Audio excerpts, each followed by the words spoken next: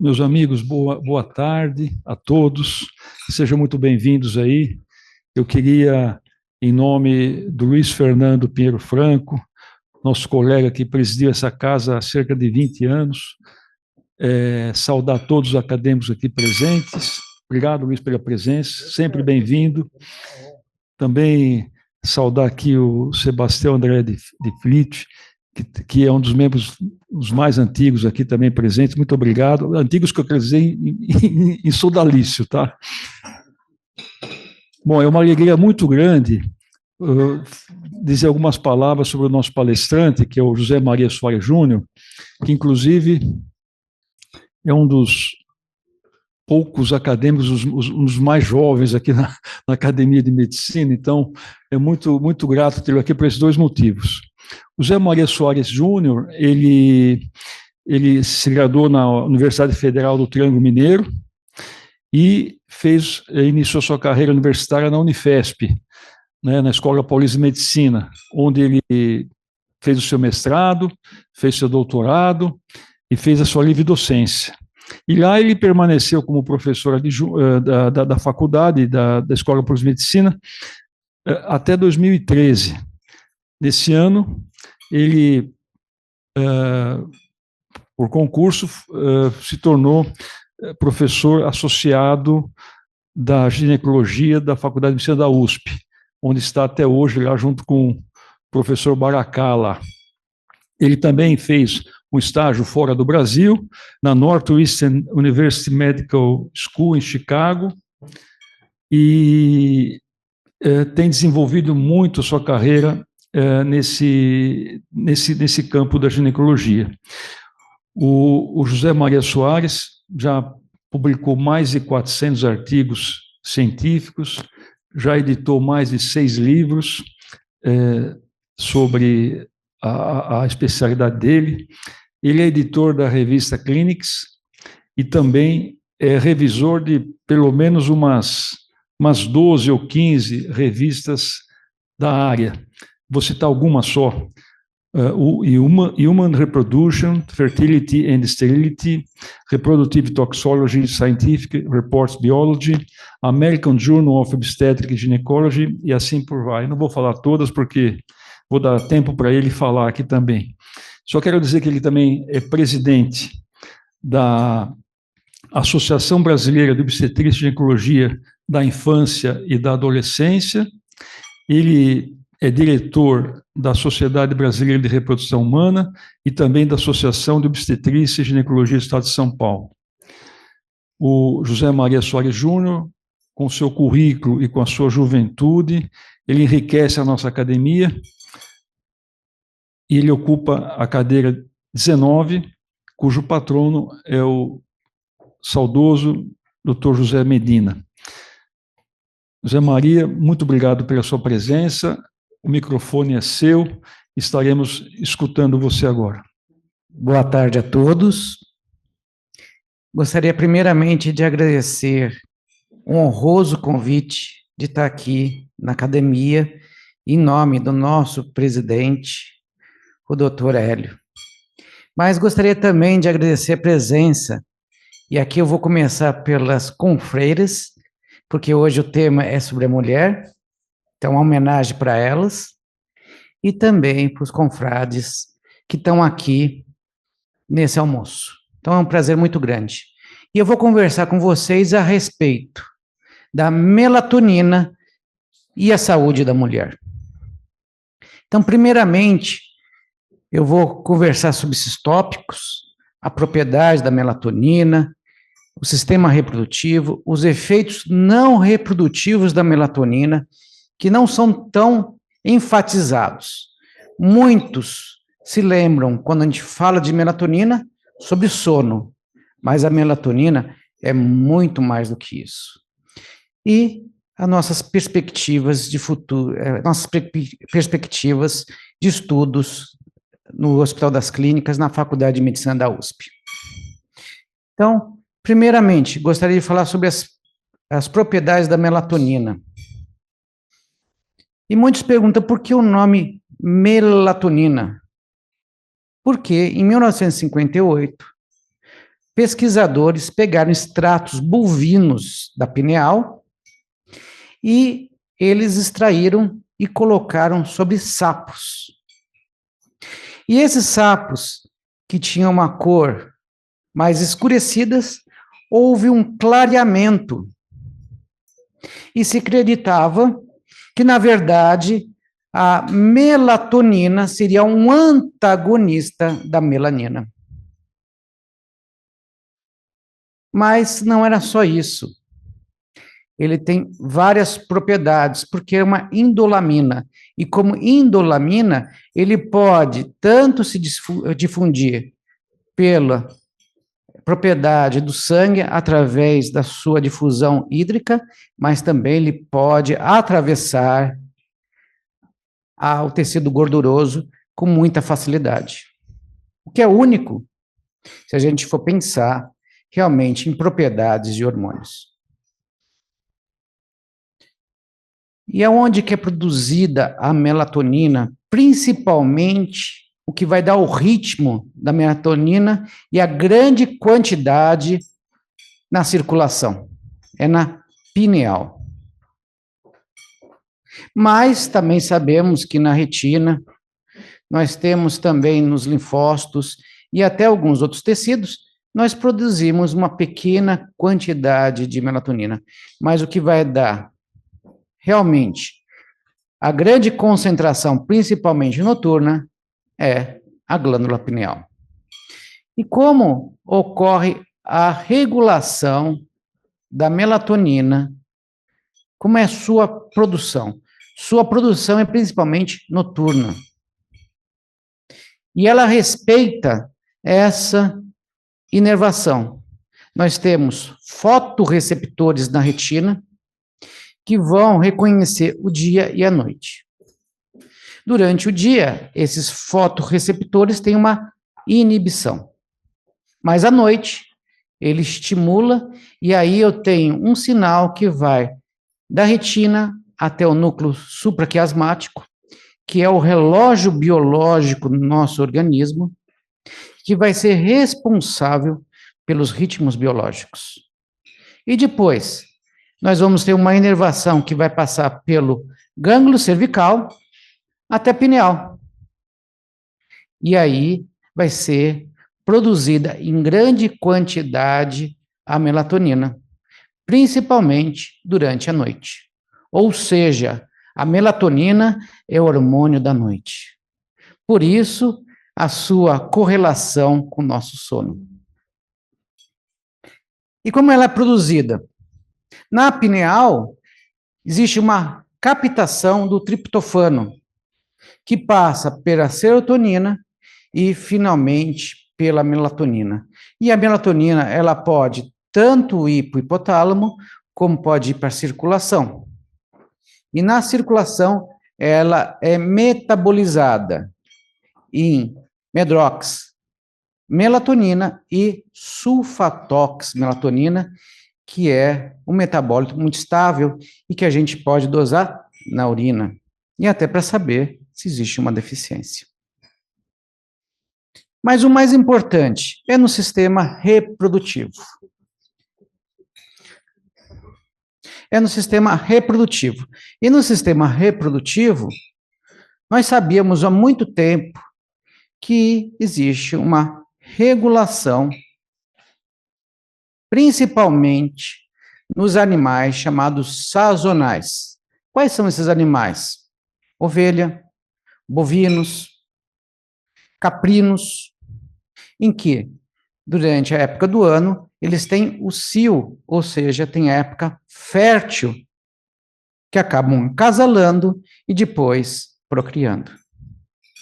Passando esse período, some essa fertilidade nesses animais. E os trabalhos mostram que a melatonina está envolvida com essa regulação.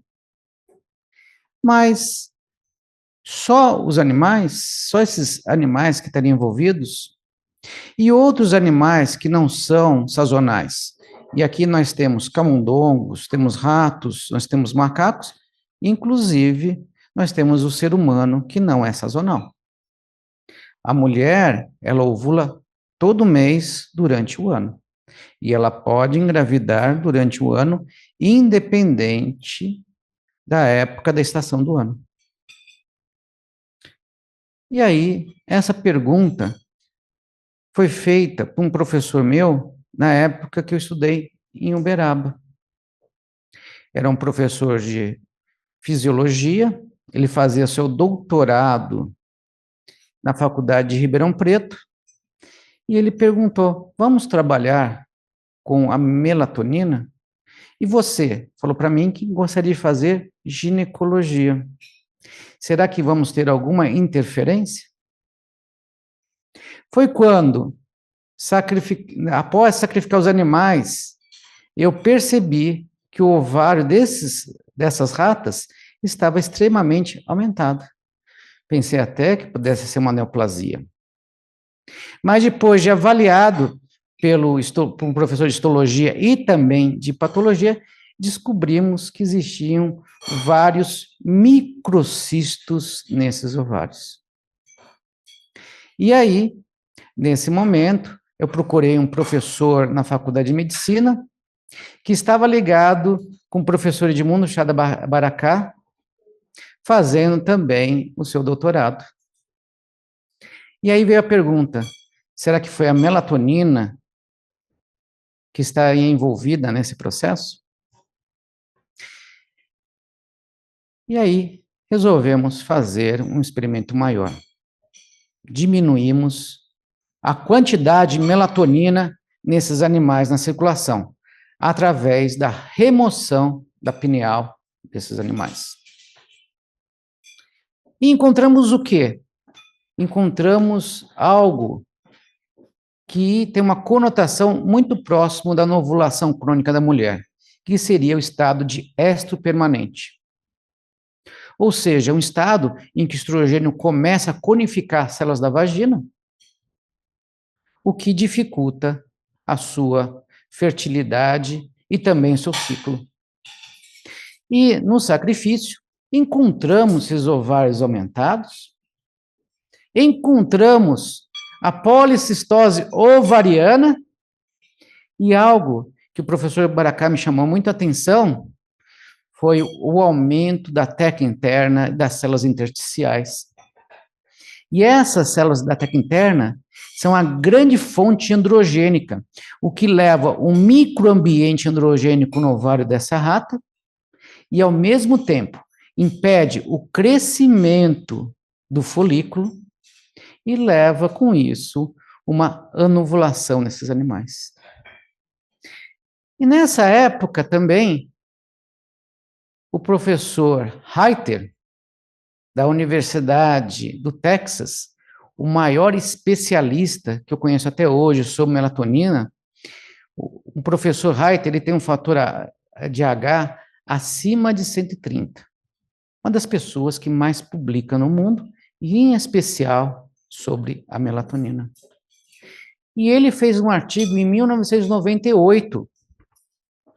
E nesse artigo ele chamou algumas atenções sobre a melatonina e o sistema reprodutor, tanto masculino como feminino.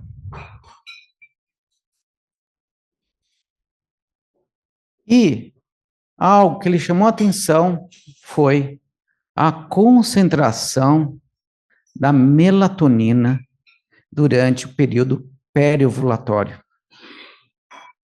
Pasmem, eu tenho no folículo, no líquido folicular, 3 vezes mais quantidade de melatonina do que na circulação. Por que um tecido, um ovário, um folículo ia produzir tanta melatonina? Afinal, o óvulo não dorme. Mas é devido às propriedades da melatonina. Porque dependendo da concentração, eu posso ter um efeito agonista no receptor da melatonina, o que promove a apoptose, ou eu posso ter um outro efeito que pode promover proliferação. E isso me chamou a atenção nos estudos. E aí o professor Baracá, temos de resolver essa questão. E como nós vamos resolver essa questão? Existe a professora Margarita Dubkovic, que é o maior nome e foi a professora, a maior pesquisadora que caracterizou os receptores de melatonina no organismo, tanto em animais como macacos e até no ser humano. Então você vai, porque eu quero que você possa caracterizar se realmente eu tenho melatonina e principalmente o receptor da melatonina nos ovários. E saber por que eles estão lá nesses ovários. Foi aí que eu fui para Northwestern Medical School. E lá eu fiquei em contato com a professora Margarita Dubkovic, o maior nome que nós temos em farmacologia molecular no mundo. E ela falou, vamos ver, e eu quero que você me compare também em outros tecidos, se eu também tenho um receptor. E o que eu encontrei nos ovários, tanto o receptor de melatonina do tipo 1, e esse tem uma ação através do AMP cíclico, como também do tipo 2, que tem uma atuação através dos canais de cálcio. E esses receptores no organismo fazem uma sinergia, ou às vezes o antagonista, contra os esteroides, principalmente o estrogênio e também os androgênios. E fizemos mais do que isso. Fomos procurar aonde estava esse receptor. E nós encontramos nos folículos ovarianos pré-ovulatórios a grande expressão. Ele está aqui. E por que ele está aqui? Porque se ele não fizer o antagonismo nestas células, essas células vão proliferar, vão formar um cisto. E aí eu não consigo ter a ovulação. Mas eu só fiquei sabendo disso depois de outros experimentos, aonde eu comparei essa expressão dos receptores durante a ovulação, que no animal é no proestro, contra o metaestro. E além disso, eu fui pegar em cultura de células para testar nessas células da granulosa qual seria essa ação da melatonina. E olhem que eu encontrei.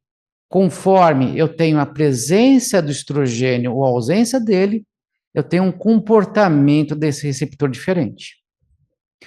Ou seja, na ausência de estrogênio, eu tenho uma ação agonista. Mas na presença de uma grande quantidade de estrogênio, eu tenho uma ação antagonista. Ou seja, ele é modulado sua ação também para o estrogênio. E aí a gente vai perguntar, mas por que isso daqui é importante? Porque notem, antes de eu ter ovulação, eu tenho pico de estrogênio, mais ou menos 72 horas antes. E até ali, o estrogênio está fazendo uma proliferação enorme nas células da granulosa. Porque também essas células da granulosa vão ser importantes para o ósseo, para a qualidade do ósseo. Só que, diminuindo esse estrogênio, perto aqui da ovulação, olha como ele cai. Agora eu tenho um outro efeito da melatonina. Por isso que tem grande quantidade. Ele vai frear esse crescimento e vai propiciar que várias células inflamatórias e também vai propiciar que células do sistema imune venham para o folículo para fazer a ruptura, para que eu possa ter a ovulação. E se eu não tiver esse mecanismo, provavelmente eu vou ter uma ovulação deficiente. Então, nós sabemos agora desse mecanismo, que a melatonina também, ela acompanha a produção do estrogênio. Então, como vocês podem ver, eu vou ter uma ação da melatonina agonista na primeira fase e antagonista na segunda fase, e isso relacionado com a quantidade de estrogênio que eu tenho no corpo. Bem, chegamos. Então, ficamos muito felizes, não só pela publicação, mas pelo conhecimento. Já que tem essa ação no ovário, nossa próxima questão, que foi uma tese da doutora Felisbella, era saber se a melatonina estaria também alterada na puberdade precoce. Na puberdade normal, nós sabemos que nós temos aqui um pico da melatonina antes do desenvolvimento puberal e uma queda logo depois, com 10, 12 anos da melatonina, e isso vai diminuindo durante a vida. Mas essas meninas que começam mais cedo, porque nós vimos que vários países, principalmente do Equador, do México, a idade da puberdade é mais cedo. E países nórdicos, como a Suécia, é bem mais tarde. Será que a melatonina estaria também alterada nessas meninas com puberdade precoce? Essa foi uma pergunta em que nós tentamos relacionar a melatonina com estágios da puberdade. E aí pegamos meninas com menos de 7 anos, de 5 a 7 anos, já com desenvolvimento do tecido mamário e os pelos pubianos. E o que nós encontramos nessas meninas? Inclusive o professor Baracá até comentou. Além da diminuição, qualidade do sono.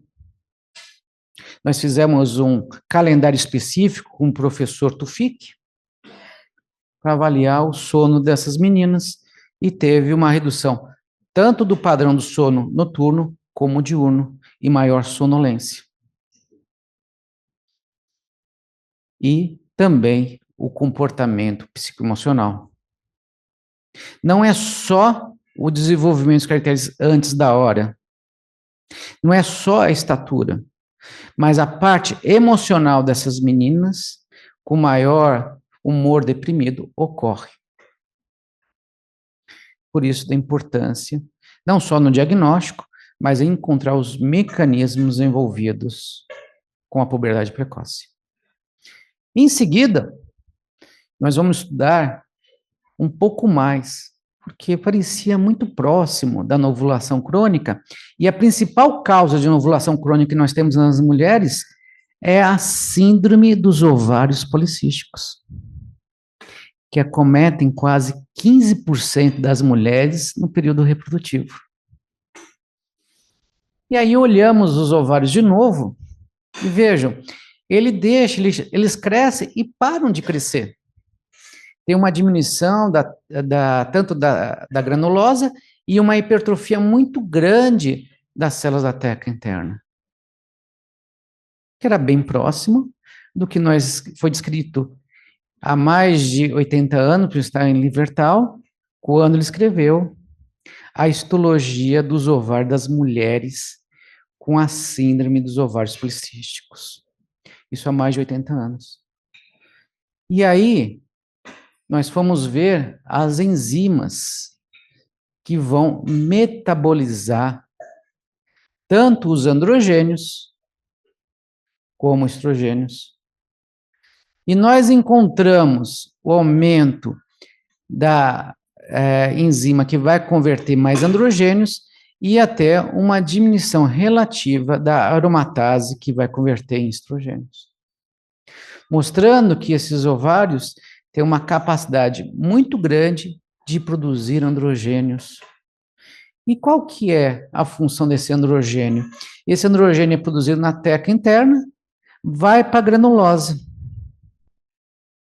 Só que se eu produzir demais, eu diminuo a expressão da aromatase e, ao mesmo tempo, ele leva a uma atrofia daquelas células do desenvolvimento.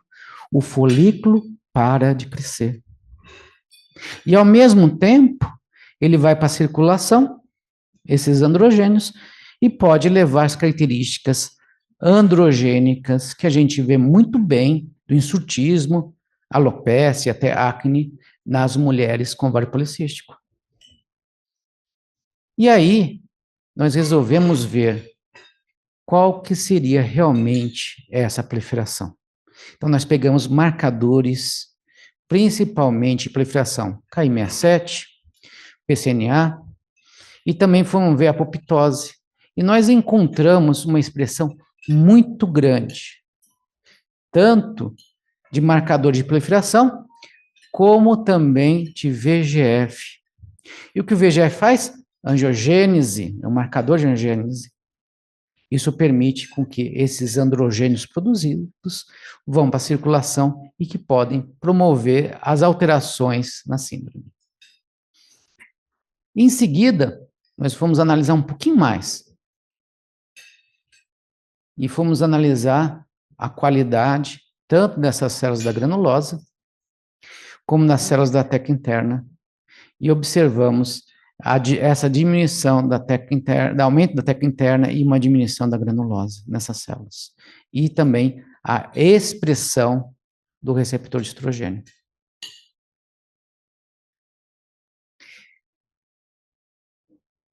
E vimos também que dois hormônios, tanto a inibina B, como também a folicostatina, estariam alterados nesses animais. Lembrá-los que a inibina B, ele faz o quê? Uma diminuição do FSH. Tanto que as mulheres com ovários policísticos, uma das causas da infertilidade não é só a ovulação, não é só o aumento do LH, mas uma deficiência relativa do FSH. Tanto que eu preciso, às vezes, dar um pouco mais de FSH para estimular esse folículo do que as mulheres que não têm a síndrome. E aqui nós estamos relacionados com a inibina que está aumentado nesses animais após a redução da melatonina e que se estabiliza quando eu reponho a melatonina. E aí, nós fizemos um modelo, né, tanto desses folículos, como também das citologias, mostrando muito bem que esses animais fazem uma citologia diferente do estro e do proestro, que fica uma cornificação crônica, ou seja, um estado crônico de diminuição de ovulação nesses animais. E que vai influenciar também no endométrio. E esse foi o nosso desafio. Foi um trabalho que nós publicamos no Fertility Sterility, em qual nós tivemos de produzir animais vasectomizados, nós tivemos de fazer transferência embrionária para ratas receptoras, para provar que não é só o estado, mas também a alteração do endométrio causado por esse desequilíbrio, com essa produção maior de androgênio, diminuição de estrogênio, e principalmente a ausência de progesterona, provocando a diminuição do número de animais e uma infertilidade relativa nesses animais com a diminuição da melatonina. E vejam que esses animais, eles têm uma redução tão grande que, em geral, tem uma média de quase 15 a 20 animais por cria. E nos animais que eram pinectomizados, ou seja, com redução da melatonina, às vezes eu tinha 2, tinha 3 ou 4, ou nenhum. Tanto que esse dado chamou a atenção do professor Ricardo Aziz, que veio aqui ao Brasil. Ele é um grande nome que nós temos na síndrome dos ovários policísticos, e ele ficou encantado com esses dados.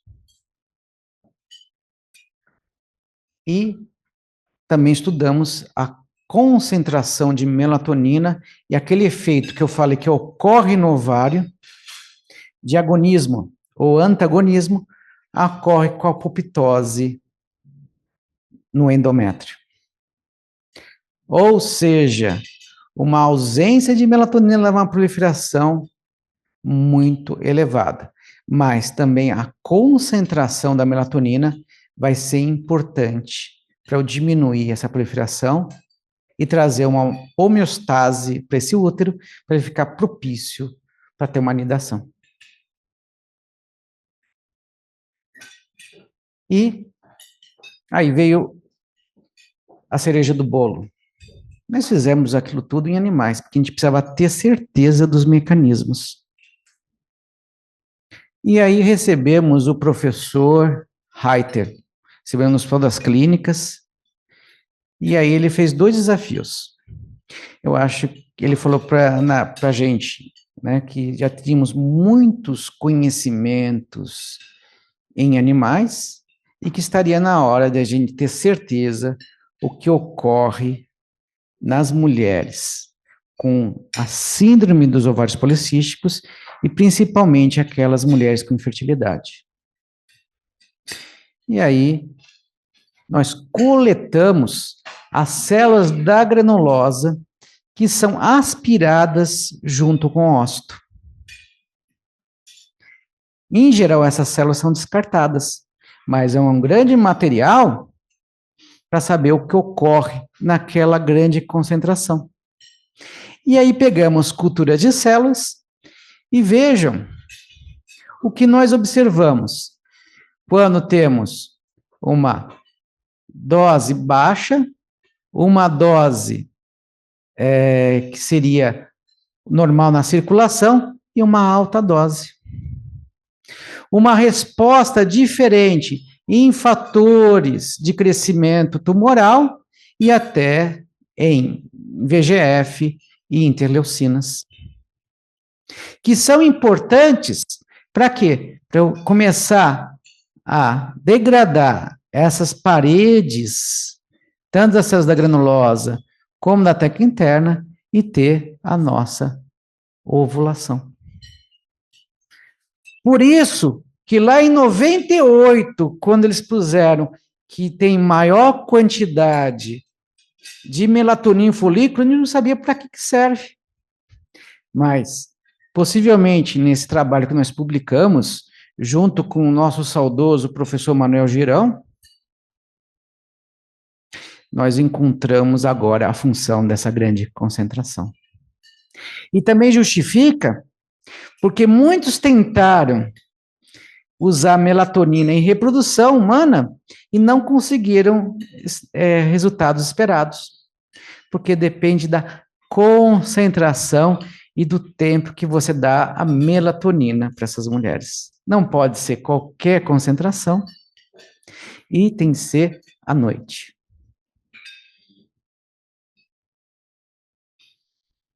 E, com isso, nós fizemos uma grande revisão sobre melatonina, foi publicado na revista Clinics, a respeito das melhores concentrações, principalmente 3 miligramas a 5 miligramas, que a gente pode ter os melhores resultados.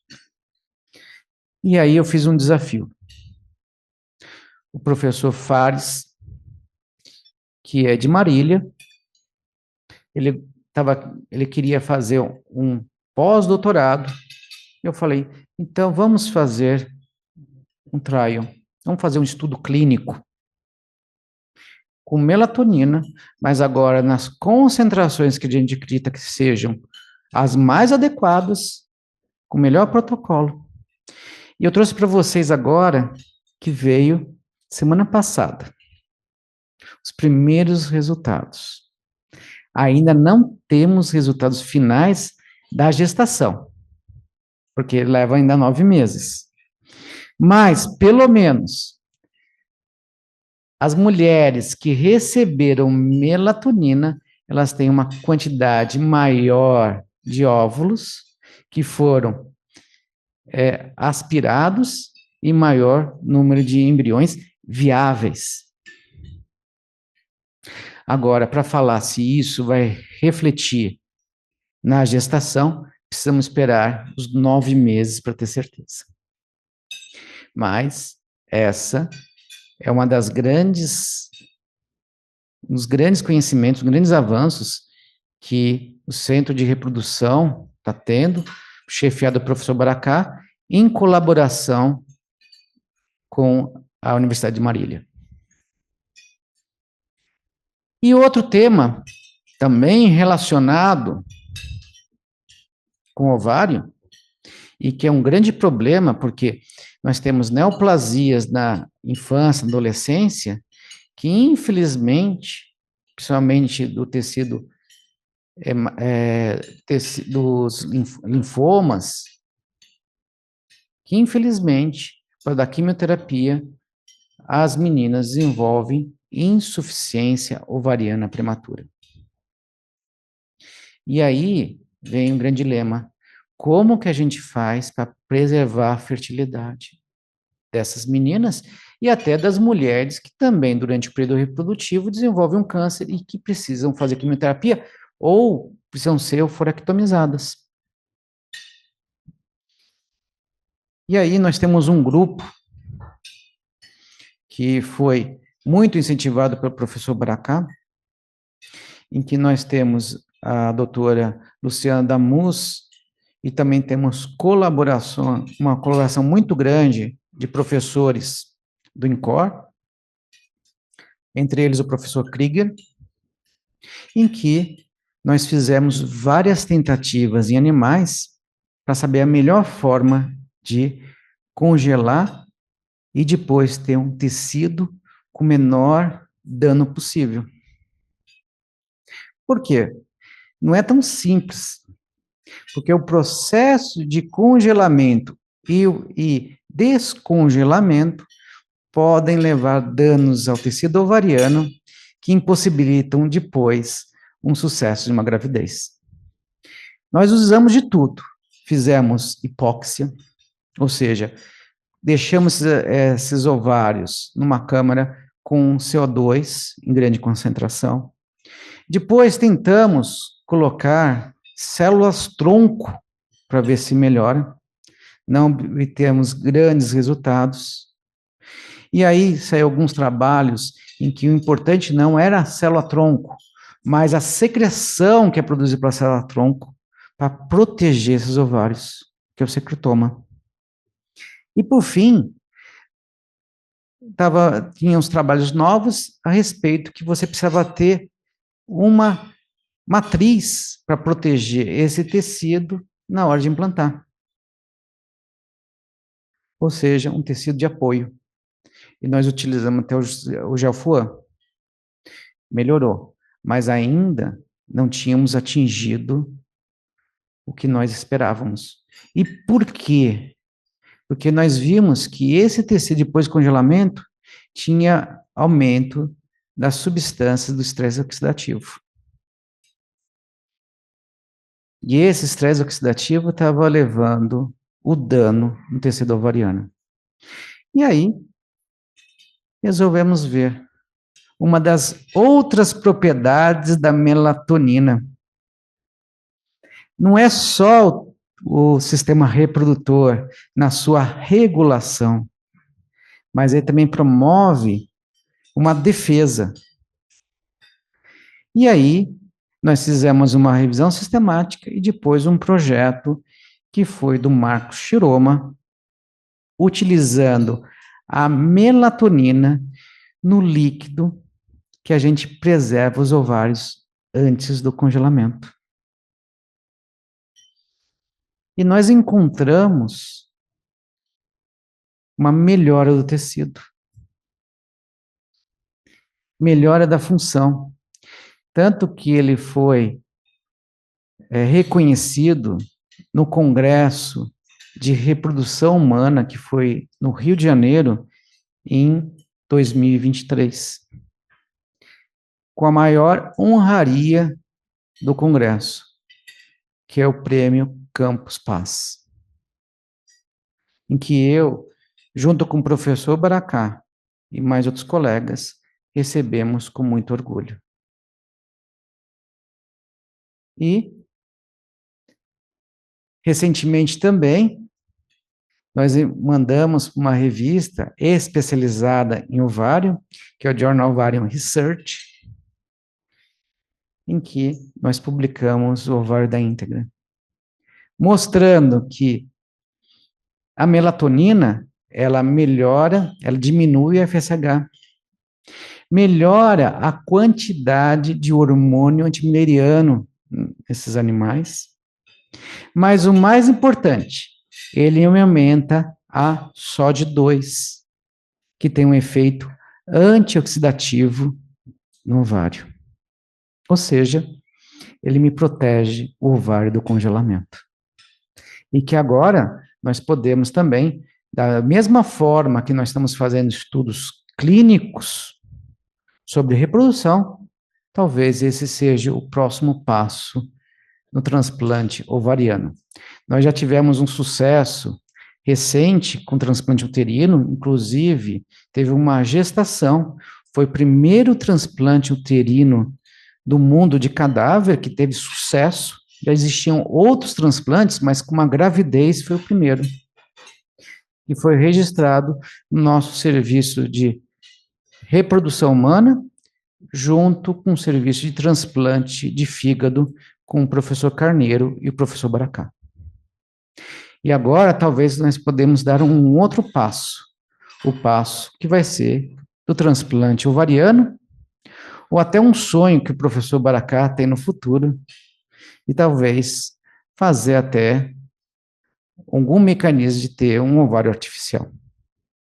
Talvez a melatonina seja uma substância que vai nos ajudar a realizar esse sonho.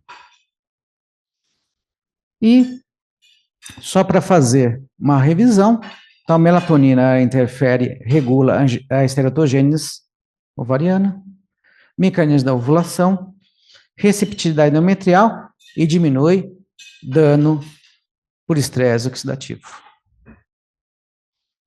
Agora nós temos outros efeitos. Eu não falei que atrapalha, ele interfere com estresse oxidativo e ele também é produzido pelos leucócitos?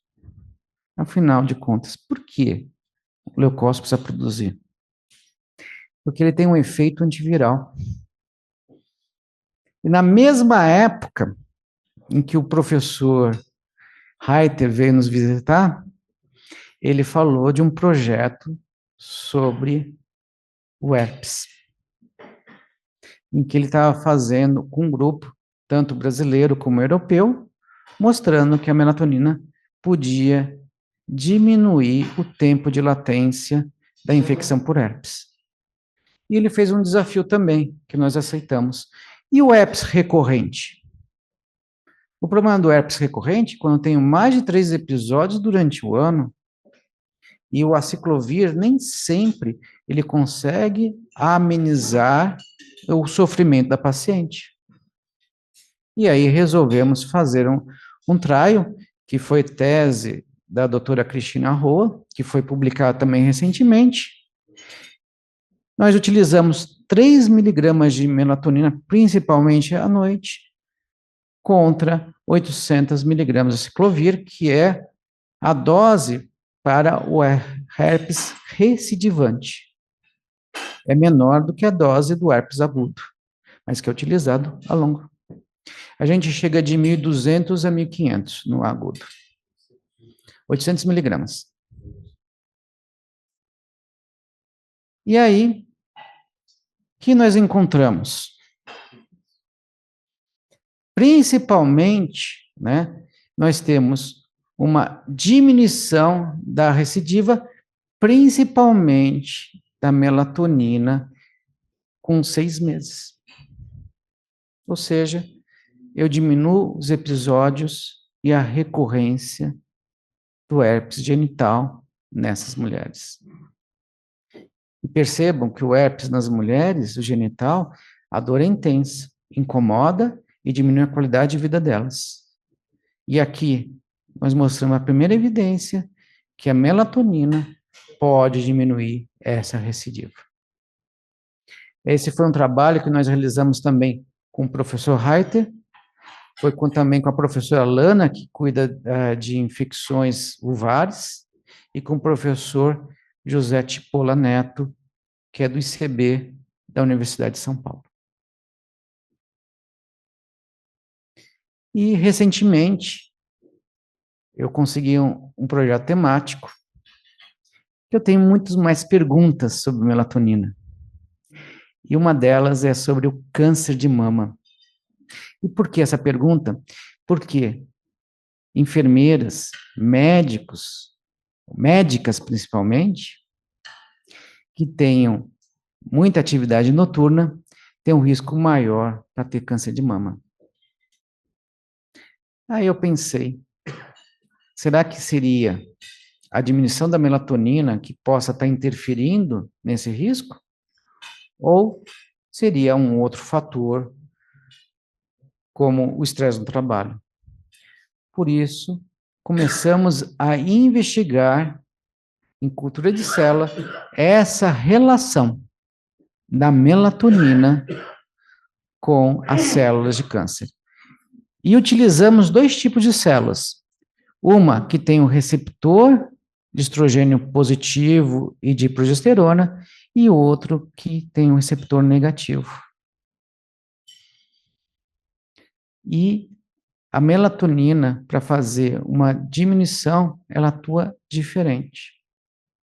Ela consegue diminuir mais as células do câncer com receptor negativo, que é o nosso grande desafio, porque o triplo negativo tem um mau prognóstico, do que o câncer com receptor positivo.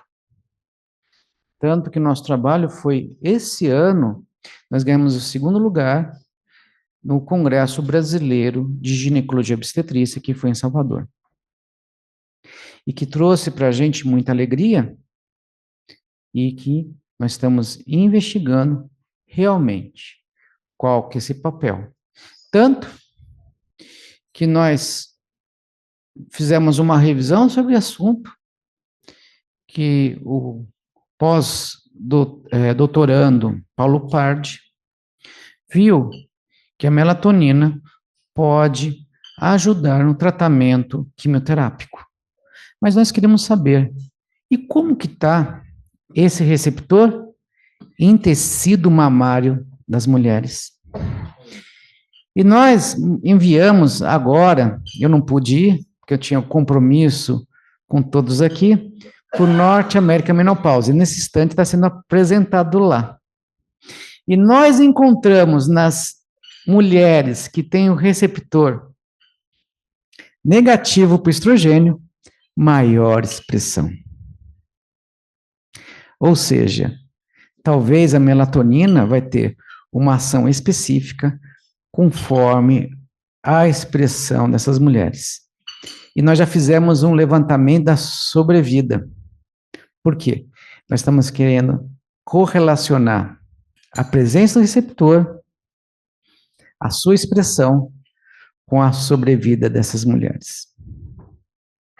E aí, talvez, nós conseguiremos um novo biomarcador ou até um diagnóstico molecular do câncer mamário nessas mulheres. E, reforçando, a dose tem que ser noturna, melatonina. A maioria dos trabalhos que vem benefício, inclusive no sono, é de 1 a 10 miligramas. Mas a maioria dos trabalhos que realmente tenham um efeito melhor, geralmente é com 3 a 5 miligramas de melatonina. Por isso que é importante eu relembrar o que eu falei no começo, que a dose pode ter um efeito agonista, ou seja, pode ter aquele efeito desejado, ou, se for uma dose muito grande, antagonista, e talvez não tenha o efeito desejado no sono. E as nossas perspectivas? Fazer um trabalho junto com a disciplina de obstetrícia da nossa instituição, para ver a melatonina e o mecanismo de parto, e a melatonina e a pré-eclâmpsia, e a melatonina e o diabetes gestacional. E, particularmente, um outro foco, e eu mostrei para vocês que a melatonina vai diminuindo, e depois da menopausa, a diminuição fica maior ainda. E o que acontece nessas mulheres quando chegam nesse período? Elas aumentam o peso. Tanto que um trabalho com a professora Ângela Maggio, que é nossa confreira, mostrou que na primeira consulta eu tenho quase 30% de mulheres obesas que chegam no climatério, chegam na sua consulta, principalmente na pós-menopausa, e se eu colocar o sobrepeso, dá quase 70%. Aí nós temos questões como uma alimentação inadequada, nós temos a questão de falta de atividade física, sedentarismo, mas nós também temos a questão hormonal do estrogênio, mas também da melatonina. E os estudos mais recentes mostram que a terapia com melatonina nessa época podem amenizar os sintomas vasomotores, mas principalmente eles podem melhorar dislipidemia, alterar o metabolismo da glicemia ou obesidade. Porque, só para relembrar, o metabolismo de carboidratos e dos lipídios é noturno. E por que ele é noturno? Porque a melatonina também está envolvida. Esse vai ser o nosso desafio. De saber qual que é a dose adequada e se a gente consegue diminuir esse distúrbio metabólico, tanto dos lipídios e carboidratos, mas o pior, o aumento de peso. E num trabalho do menopause, mostrou que o principal medo da mulher, além do envelhecimento, é o aumento do peso. Então, terminando, a melatonina não é só sono. Tem efeitos reprodutivos, não reprodutivos, no organismo de uma forma geral.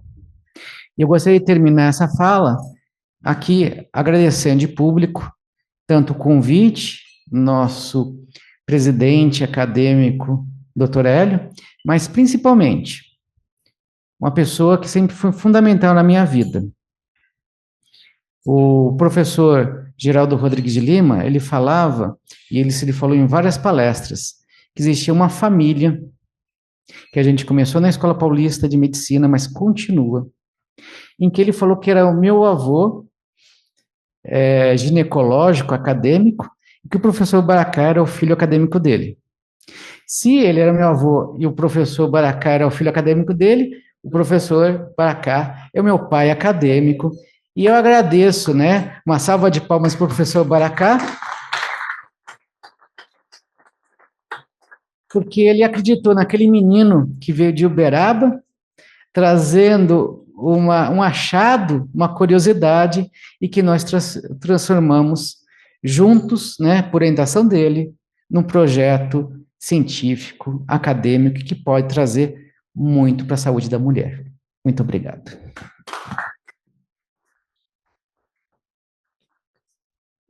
Muito grato, acadêmico José Maria Soares Júnior, pela sua brilhante apresentação, muito didática, muito calma, muito tranquila, e também que trouxe a todos nós, particularmente médicos, novidades que jamais tínhamos conhecido. Parabéns, então. Então, eu convido a degustar o almoço. Enquanto você degusta o almoço, nós vamos dar uma relação de mais ou menos 150 recados. Não, porque ele falou assim que ele ia levar 2 horas para comer, então tem que dar 150 recados. Estou brincando. Depois, deixa ele degustar sossegado, depois dos avisos nós vamos fazer as perguntas, tá? Bom, o primeiro deles, eu queria pedir a vocês que estão ligados a instituições universitárias que divulguem o nosso prêmio acadêmico para o ano 2025.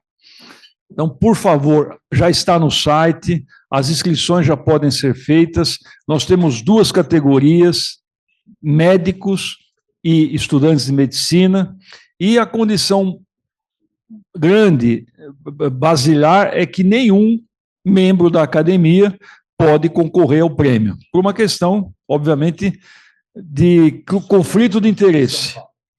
E o prêmio também só vale para domiciliados no estado de São Paulo, tá? Então, por favor, ajudem a divulgar esse prêmio, que o primeiro foi um sucesso, e nós teremos a apresentação dos 2 trabalhos como uma novidade na tertúlia de novembro. Então, teremos os 2 trabalhos que serão apresentados aqui ao vivo, pelos autores, na tertúlia de novembro, categoria médico e categoria estudantes de medicina. Isso eu vou estar sempre lembrando, tá, pessoal? Então, por favor, nos ajude. Reconhecimento ao acadêmico Antônio Flávio Quirich, que no mês... É outra coisa, é outra coisa. Que no mês passado ele fez uma conferência na Academia Cristã de Letras. Você já esqueceu, mas eu estou lembrando. Eu também queria, com muita alegria, dizer a todos vocês que a Academia de Medicina tem sido recentemente, aliás, tem sido muito convidada a participar de eventos, né, representando a nossa academia. Então, na medida do possível, a gente vai se dividindo entre os diretores para representar a nossa querida academia. E a nossa academia foi convidada para o encerramento do Congresso Paulista de Cirurgia, do Colégio Brasileiro de Cirurgiões, aqui da capítulo de São Paulo, e nós estivemos representando lá no dia 17 de agosto, no Centro de Convenções Rebouças. Foi um sábado à noite, e foi realmente uma cerimônia muito bonita, onde tinha, inclusive, pessoas fora do país, americanos, que estavam sendo homenageados e recebendo o título de membro honorário do colégio. E além da minha pessoa, estavam lá também, da nossa academia, que eu não posso já citar, o Gaspar, de Jesus Lopes Filhos, que fez uma conferência no mês passado, e o Ramiro Coloni Neto, também é nosso membro da diretoria. A Academia de Medicina também foi representada no dia 20 de agosto, nos 65 anos da Colsan, que é a Associação Beneficente Coleta de Sangue. E foi também uma cerimônia muito bonita na Assembleia Legislativa do Estado de São Paulo. Então, além da minha pessoa, estavam lá representando a academia, o acadêmico Adagmar Andriolo, o Akira Ishida, o Flávio Falopa, o Gaspar de Jesus Lopes Filho, o Walter Mano Albertoni e o João Alessio Júlio Perfeito. Nosso acadêmico, professor de pediatria, Jaime Muraovski, fez uma conferência online recentemente sobre por que e como amamentar nos dias de hoje com tanta tecnologia. Então, parabéns também ao Jaime por essa manifestação aí. Eu queria também, com muita tristeza, noticiar, uma vez mais, já foi publicado, inclusive, o falecimento do nosso querido confrade, José Carlos Souza Trindade, que foi uma pessoa, particularmente para mim, muito, muito marcante. Eu ajudei ele quando ele foi presidente da Sociedade Brasileira de Urologia aqui de São Paulo, e ele é uma pessoa realmente muito boa, muito, muito marcante. Ele morava em Botucatu, foi professor de Botucatu, galgou todos os postos lá, professor titular, inclusive reitor da universidade. Então, foi uma falta muito grande a ausência dele. Ele será um dos homenageados na Tertúlia das Saudades, que vai ser em fevereiro do ano que vem, tradicionalmente. E já convidei, inclusive, o colega Antônio Carlos Pompeu, que também é urologista, professor, que eu conhecia muito, que inclusive estudou em Botucatu, para fazer uma homenagem para ele também. Queria agradecer mais uma edição do Asclepio, que tem como editor o acadêmico Edmundo Chada Baracá, que também luta com dificuldade para concluir cada gestão. E aqueles que quiserem mais exemplares estão aqui à frente, é só pegar e colocar nos consultórios ou nos hospitais, enfim, dá para alguém que queira. Queria agradecer também o nosso confrade Sérgio Bortolari Bonatti, que ali se encontra, que ele representou a nossa academia no Hospital das Clínicas pelo lançamento da Cátedra Inova HC, Faculdade de Medicina da USP, de Pesquisa, Inovação e Implementação em Políticas Públicas de Saúde. Então, foi uma cerimônia, pelo que eu vi pelas fotografias, muito bonita, muito marcante, e além do Libonati, faz-se necessário ressaltar outras presenças de acadêmicos que lá se encontravam.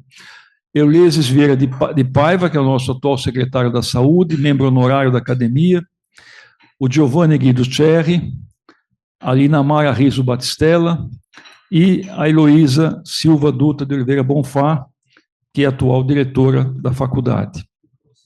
O Baracá, o Zé Luiz, não estava o Paulo Pedro também? Mas na relação que eu peguei lá na notícia não saiu. Então, me perdoem, Baracá, Paulo Pego, me perdoe, e o José Luiz Gomes Amaral me perdoem, porque não estava na relação da notícia. Bom, me desculpem. O nosso confrade João Sampaio de Almeida Prado, ele também foi conferencista no Congresso Brasileiro de Medicina Legal e Perícias Médicas, e ele falou sobre controvérsias periciais e em psiquiatria forense. Isso foi agora no Congresso, que foi de 5 a 8 desse mês.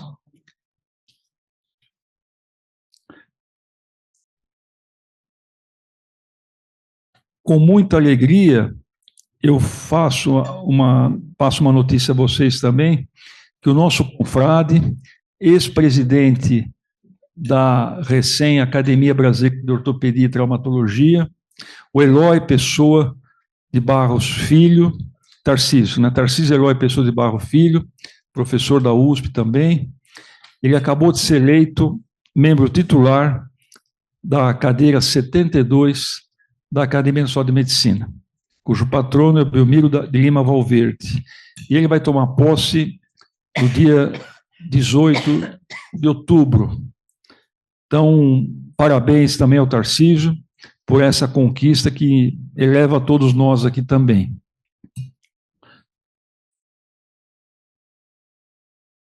Ainda essa semana, eu representei a Academia de Medicina de São Paulo numa solenidade muito bonita que ocorreu no Museu da Língua Portuguesa, no centro da cidade. Eu nem sabia que lá tinha anfiteatro, fiquei sabendo na segunda-feira, foi na segunda-feira passada, no centenário da Academia de Ciências Farmacêuticas do Brasil. Então, foi uma cerimônia também muito bonita, estavam lá muitas autoridades, inclusive ministeriais, e estava também a presidente, a doutora Eliette Bosquella, que é presidente, atual presidente da Academia Nacional de Medicina. Então, foi muito gratificante também participar dessa solenidade. E nós temos um confrade aqui, um membro honorário, que faz parte dessa academia. Essa Academia de Ciências Farmacêuticas, eles têm, obviamente, a maior parte dos membros são de origem farmacêutica, mas tem também uma parte que é membros da odontologia e uma parte também que são médicos. E um desses médicos acadêmicos é o nosso confrade Rubens Belfort. Nem o Walter que sabia disso. Ele faz parte da Academia Brasileira de Ciências Farmacêuticas, que também já foi presidente da Academia Nacional de Medicina. O nosso acadêmico Hélio Begromini teve um parto distóxico e acabou lançando um livro de poesias recentemente aqui também. coisa difícil de ser feita. Um parto, como dizem os obstetras, parto distóxico, bem distóxico. Por falar em lançamento de livro, ainda ontem estivemos uma comissão de 6 acadêmicos, o Libonati, o Quillet, eu, o Andreoni, o Luiz Fernando Pinheiro Franco e o Pompeu. E o Pompeu, com a esposa, inclusive, e tal, né? Lá na clínica do Juarez Avelar, foi uma cerimônia muito bonita. O Quillet, eu falei o Quillet. É muito bonita, que ele, na verdade, ele fez um relançamento de 2 livros, 2 tratados, aliás, de um tratado que foi editado em inglês e outro e o mesmo tratado foi traduzido para o alemão, mas isso já tinha sido feito. Então, ele relançou lá esse tratado e também acabou lançando um livro sobre a importância do professor Pitangui na vida dele. E também, por falar no Juarez, que aqui não se encontra, mas está em todas, ele vai, amanhã, lançar um outro livro, romance, na segunda Bienal do Livro, que vai ser lá no EMB. Então, também, parabéns ao Juarez por esse tento aí. Eu peço a todos vocês que prestigiem no dia 31 de outubro, marque na agenda, 31 de outubro, a posse dos 4 membros honorários, dos 4 titulares, 2 honorários, aqui no Anfiteatro Nobre da Paulista de Medicina. A cerimônia está marcada para as 19 horas. Eu estou pedindo a todos que cheguem às 18h30, para que nós tentemos começar às 19 horas, para tentar mudar o padrão brasileiro aí. Particularmente aqueles convidados dos acadêmicos que não têm cadastro aqui na PM, que vai ter um tempinho para fazer esse cadastro na entrada aí. Eu também queria, assim, estamos quase terminando aqui, eu queria também que vocês anotassem na agenda de vocês, no dia 30 de novembro, é um sábado, nós estaremos fazendo um almoço de confraternização da academia, que está aberto a familiares, está aberto a amigos, enfim, é por adesão. E esse ano aqui, a diretoria resolveu abrir um outro espaço. Então, o restaurante será o Liló, que é um restaurante também muito aprazível, que fica na Vila Clementino, Borges Lagoa, ali perto da Igreja de São Francisco, ali perto também da faculdade da Escola Paulista de Medicina ali. Então, o Walter está organizando, e em breve nós faremos o pedido da adesão para que paguem e para que a gente tenha uma ideia de quantos vão nesse evento aí, quantas pessoas vão. Uma vez mais, coloquem na agenda de vocês, dia 7 de março de 2025, vai ser uma efeméride histórica. A nossa academia vai completar 130 anos e nós vamos reviver esses momentos na Faculdade de Direito do Largo São Francisco, onde ela, no dia 15 de março de 1895, foi instalada. Ela não foi fundada na Faculdade de Direito, mas foi instalada lá.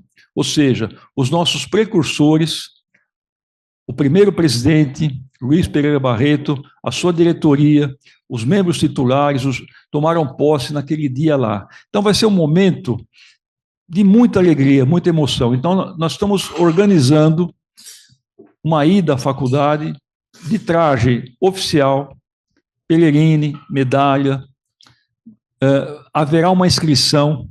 Essa inscrição, como eu já havia dito, será gratuita, mas nós temos que ter inscrição para ter uma dimensão do número de pessoas que vão estar no evento, porque na dependência do número de pessoas, o diretor vai designar o espaço para nós ocuparmos. E ele vai estar presente também. Então, nós teremos lá um simpósio que vai envolver a parte médica e jurídica e vai se estender na parte da manhã.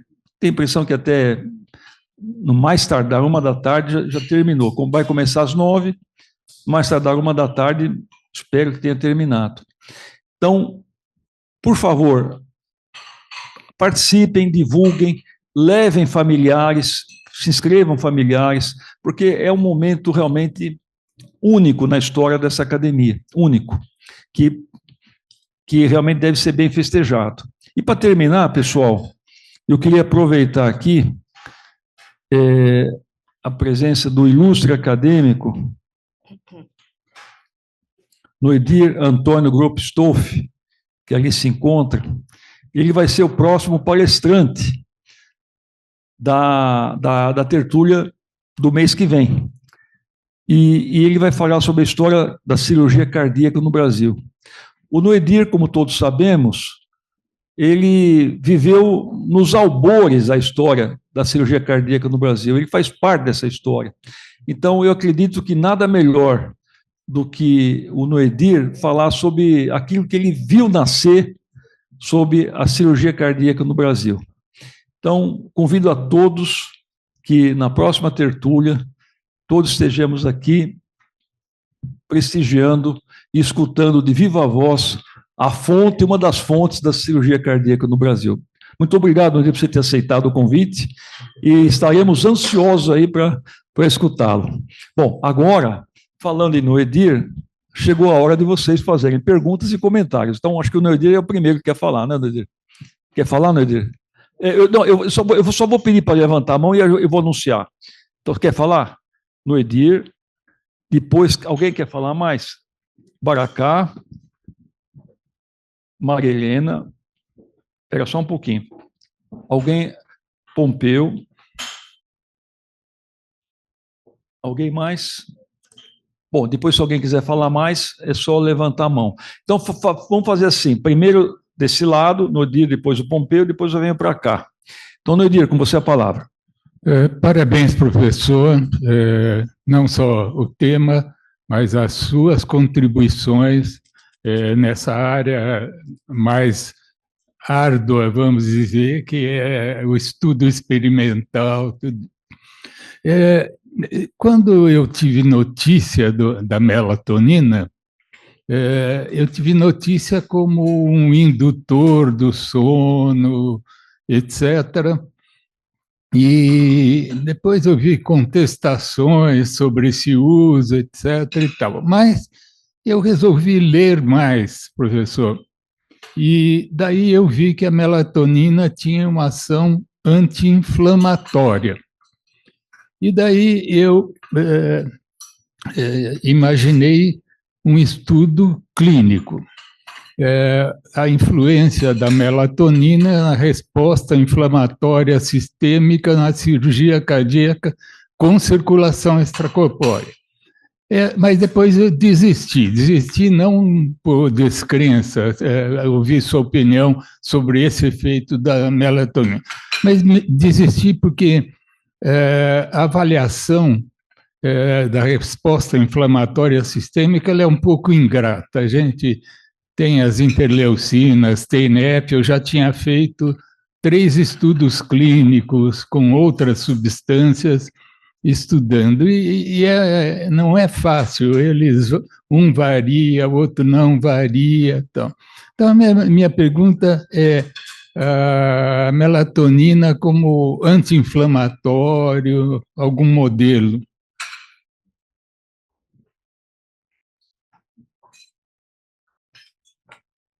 Eu vou pedir para o Zé Maria Soares anotar as perguntas e no final ele faz uma consideração geral. Pompeu, por gentileza. Confrades, confreiras, senhores, senhoras, presidente, obrigado. Eu me associo às palavras do Noedir. Aliás, meu contemporâneo, foi meu preceptor, e ele vai fazer essa palestra, e eu vou ser um observador que vivi tudo isto que você vai fazer, e seguramente é uma história maravilhosa, e eu conheço parte dela, pelo menos. Em primeiro lugar, quero cumprimentar o José Maria, permita-me chamá-lo de José Maria e não de professor, somos fraternos aqui, e eu quero dizer que, assim como no Edir, para mim, melatonina era um produto para se fazer dormir e tinha suas contraindicações. E quase que eu esgoto meu conhecimento com essa frase. Embora eu também, como médico, professor universitário, a gente não pode escapar a grandes notícias, sempre tive curiosidades e também procurei conhecer algumas coisas sobre melatonina, mas, sem dúvida, você enriqueceu muito o tema. E eu entrei aqui com esses conhecimentos e, de repente, eu saio assim, extasiado, vendo que a melatonina serve para muita coisa, não é? Tem efeito no aparelho reprodutivo, indução da ovulação, no parto, e tantas outras coisas. E você mostrou de uma maneira muito pedagógica, comprovando isso com estudos científicos e não teóricos. Eu me dedico, sou urologista, me dedico muito à parte de oncologia. E eu vi que entre as propriedades da melatonina, ela é uma substância com propriedades angiogênicas. Poxa, angiogênica, neoformação vascular. E vejo que, dentro dessas indicações, nós abordamos pessoas, ou indicamos para pessoas idosas, já com uma certa senescência imunológica, com maiores índices de tumores, mulheres, por exemplo, câncer de mama, homens, câncer de próstata, rim, etc. E, nesse contexto, existe muita pesquisa e ganha muitos fóruns a utilização de drogas anti-angiogênicas. Então, olhando por essa visão míope, unilateral, me parece, puxa, a melatonina tem tanta coisa boa e tem indicações teóricas nesse segmento de pacientes que são mais sujeitos a problemas oncológicos. E nós nos voltamos muito atualmente ao tratamento contemporâneo de tumores, para a parte imunológica e também para drogas anti-angiogênicas. O câncer de rim, por exemplo, como drogas de primeira escolha em muitas situações, são os inibidores da tirosina quinase, são anti-angiogênicos. Então, existe um paradoxo do raciocínio entre anti-angiogênese como terapêutica e a melatonina como protetora. Então, eu gostaria de ouvir de você, desculpe, comentários a respeito, porque sabe quando vem uma novidade, Zé Maria, nós sempre temos o desconfiômetro ligado. E já vimos tantas drogas serem milagrosas no campo da ginecologia obstetrícia, esterilidade, por exemplo, o citrato de clomifeno, isso já foi rei, uma rainha essa droga. E hoje nós sabemos que, ok, mais ou menos, né? Então, eu gostaria de ouvir esses comentários. Abro parênteses, presidente, para dizer que nessa sua lista aí de 150, ponha 151, por favor, porque nós representamos a academia na homenagem à professora Angelita, que foi homenageada muito justamente pela Academia de Letras como sócia honorária. Foi uma solenidade lá no Clube Paulistano, da qual eu faço parte do conselho, e eu estive presente juntamente com o Juarez, presidente da academia também. Então, gostaria de dizer isso. E segunda coisa, compartilhar. Eu lancei o livro o ano passado, que, aliás, você, Hélio, foi muito gentil no prefácio, me elevou demais, foi muito amigo. E eu lancei o livro Expressões, Reflexões, Histórias Vividas. Não é a história da minha vida, mas histórias que eu vivi. E eu lancei em dezembro e acabo de lançar a segunda edição. Eu lancei 1000 livros, 1000 edição do primeiro, e sei lá, o Caipira do Mogi Guaçu, naquela região, muita gente gosta de história, eu tenho muitos amigos aqui, mas queria comunicar isso, que me deixa muito orgulhoso. Então, muito obrigado pela oportunidade e gostaria de ouvir os comentários do professor. Obrigado. Eu queria, assim, antes de passar a palavra para o Baracá, dizer o seguinte: nós estamos fazendo um esforço muito grande de publicar notícias dos acadêmicos no site da academia.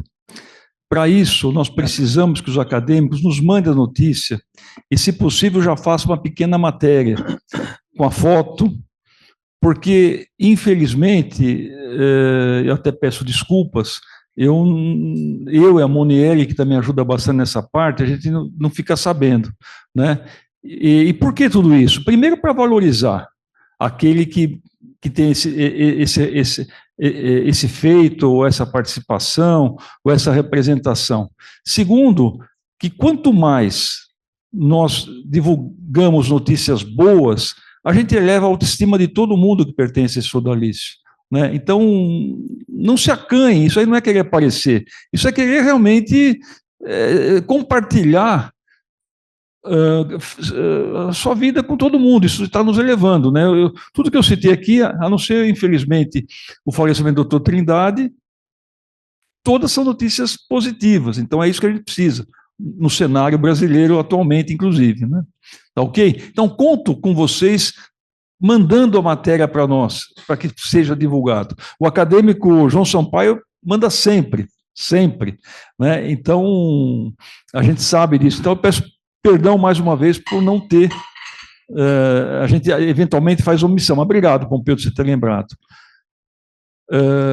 Baracá? Primeiro, então, a Marilena. Queria dar os parabéns para o doutor José Mário Soares pela belíssima palestra. O senhor, além de falar sobre a parte ovariana e outras partes da mulher, falou também da obesidade da mulher, falou também o câncer mamário, que é muito importante, o câncer mamário. Obrigado, Marilena. Baracá? Bem, obrigado, presidente. Eu não vou fazer nenhuma pergunta, eu só queria dar um testemunho aqui, e acompanho o nosso confrade José Maria de longa data, quando ele era acadêmico na Faculdade de Medicina de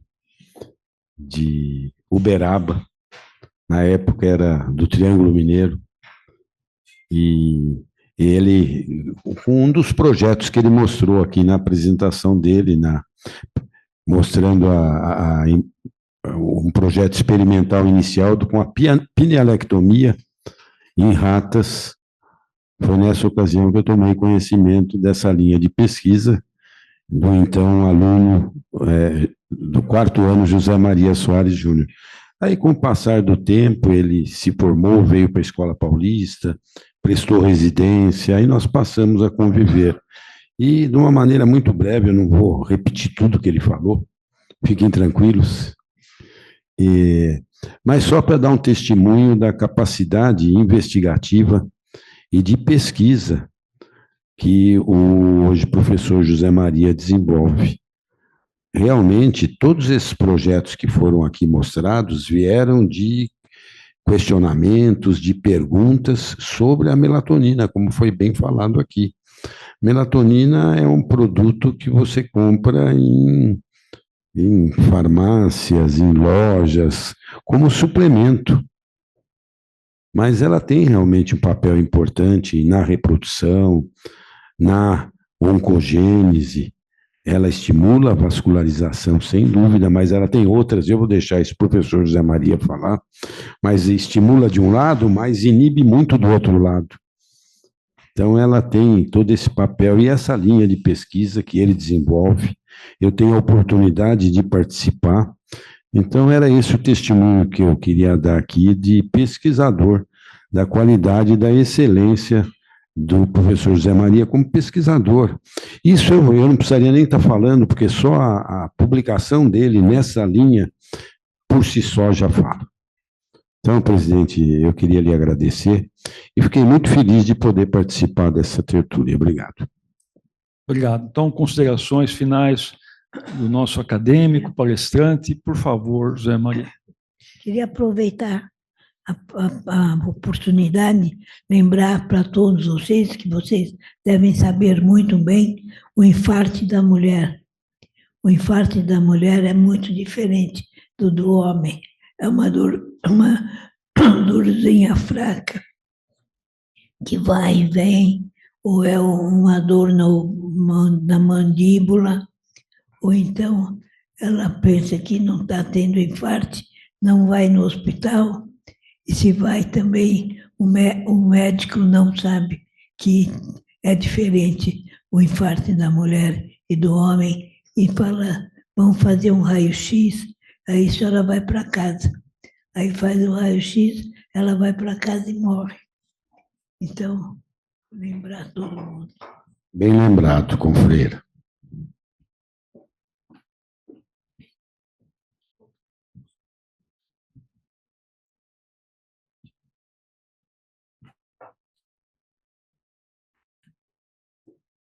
Nobre confrade Noedir, posso chamar de Noedir, né? Olha, eu acredito que seu questionamento é muito importante. Nós, inclusive, estávamos pensando em fazer estudos na parte cardiovascular. Como a professora Marilene falou, um grande problema da mulher que entra no climatério, na pós-menopausa, é que aumenta muito a incidência de infarto. E eu também fico muito preocupado o uso da melatonina como suplemento, porque é um hormônio e ele deveria ser usado com mais cautela. Hoje, eu participei de um congresso há 2 anos em Chicago, e lá estavam falando dos medicamentos mais comprados pela Amazon. E eu fiquei surpreendido, de uma forma até negativa, que o medicamento, o suplemento mais vendido é a melatonina. Por quê? Porque ela pode comprar sem uma receita médica, porque ele é considerado como um suplemento, como se não tivesse efeito colateral nenhum. E nós sabemos, como eu mostrei no ovário, isso ocorre em outros tecidos, e dependendo da concentração de melatonina, eu posso ter os benefícios, como eu posso ter um efeito inverso. Quando eu estava ainda no Northwestern, nós fomos ver a questão da hipertensão. Quando eu dou melatonina de dia, eu reduzo o receptor de melatonina tipo 1 e ele faz vasoconstricção, ou seja, piora a hipertensão induzida. E a professora Regina Marcos estudou muito a melatonina e o processo inflamatório. Inclusive, ela teve publicações nas revistas de maior impacto internacional. E ela mostrou que até o movimento dos leucócitos é influenciado pela melatonina. E doses mais altas podem inibir esse movimento, que daria um aspecto ou uma propriedade anti-inflamatória. Por outro lado, ele vai interferir com interleucinas, que pode promover até um processo inflamatório local. Então, essa questão da propriedade precisa ser muito bem olhada e precisa de mais estudos clínicos ainda para chegar a uma conclusão desse aspecto. A gente tem muita informação em modelo de animais, como eu mostrei, mas a parte clínica é que ainda precisa de uma comprovação. Apesar de ser um hormônio muito antigo, né? Se eu for pensar na parte de evolução dos seres, ele foi um dos primeiros hormônios que surgiram, mas os nossos conhecimentos ainda são muito parcos em relação à melatonina. Por isso, tem de respeitar a dosagem e quando é administrada a melatonina. Se a gente pensar em uma cirurgia, talvez a cirurgia tenha que ser mais no período da tarde, porque a melatonina tem um ciclo circadiano. Nós temos durante o dia aproximadamente 4 picomolar, 3 picomolar, e à noite, depois das 10, 11 horas, a gente começa a ter 400 picomolar. O aumento é muito grande. E por que esse aumento? Porque é quando nós temos todas as alterações metabólicas noturnas. Por isso que o sono é importante. Agora, essa questão, junto com a questão que o nosso nobre confrade perguntou, o Dr. Pompei, sobre angiogênese, depende também da dose. Dependendo da dose, eu posso ter um efeito mais angiogênico. Mas a dose que é fisiológica, em geral, eu posso ter um efeito que não vai atrapalhar no crescimento tumoral. E eu tenho outros benefícios. Eu posso melhorar a resposta imunológica local e posso também aumentar a apoptose. Porque o grande problema do tumor é que existe um desequilíbrio entre proliferação e apoptose e sistema imunológico. Se eu consigo uma substância que possa ajudar a aumentar a apoptose e o sistema imunológico, eu consigo melhorar também o controle do câncer. Mas veja que sozinho também ele não faz milagre. Até hoje, eu concordo com o professor Pompei, já vi vários estudos, várias substâncias chegarem, falarem que trouxeram a solução para a medicina, e depois de um certo tempo, nós vimos que não tem essas propriedades. O que funciona é um conjunto em que a gente tem de ver estilo de vida do paciente, temos de ver a parte emocional, os tratamentos clássicos e podemos também adicionar mais esse tratamento. E aproveitando a questão oncogênica, né, nosso estudo é para isso, para ver onde realmente a melatonina, em relação ao câncer de mama, que a professora Marilene falou, nossa confreira, falou muito bem, é o grande problema que eu tenho hoje na ginecologia, porque o principal câncer é o câncer de mama.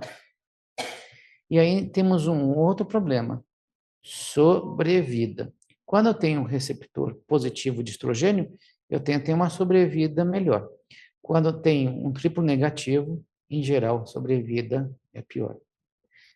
E o primeiro indício é o sinal de melatonina fica mais intenso, está mais presente nesses tumores que são receptor negativo.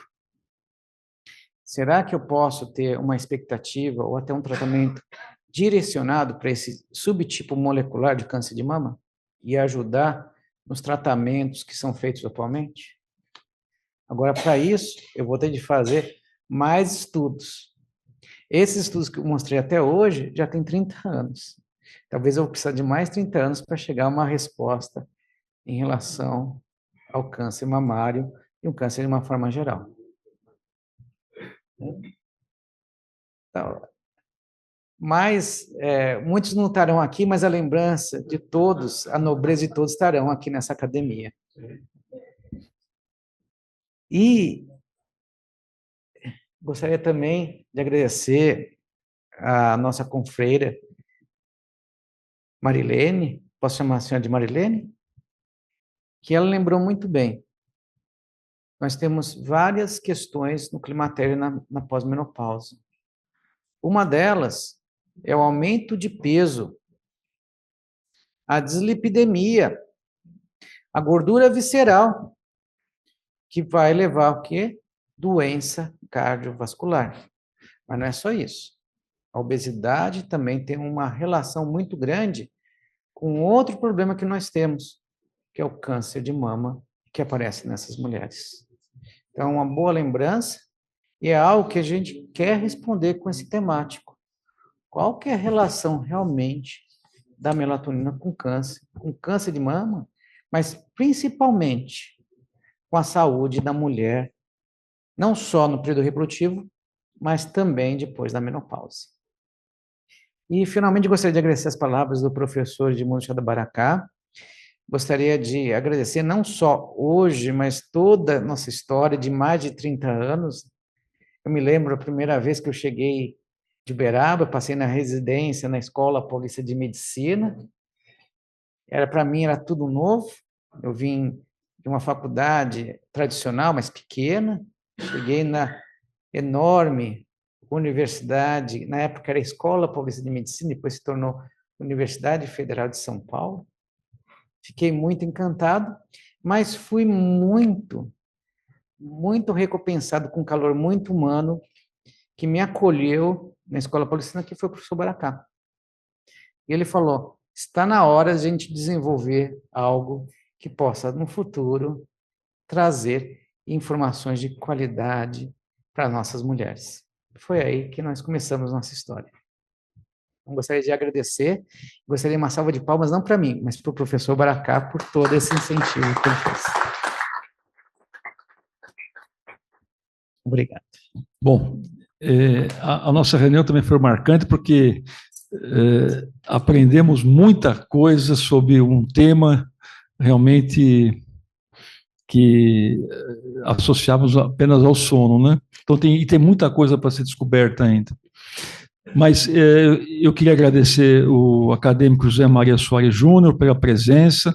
Aqui tem um singelo certificado dos das centenas que você já tem, mas esse aqui é da academia. Muito obrigado para simbolizar essa efeméride aqui.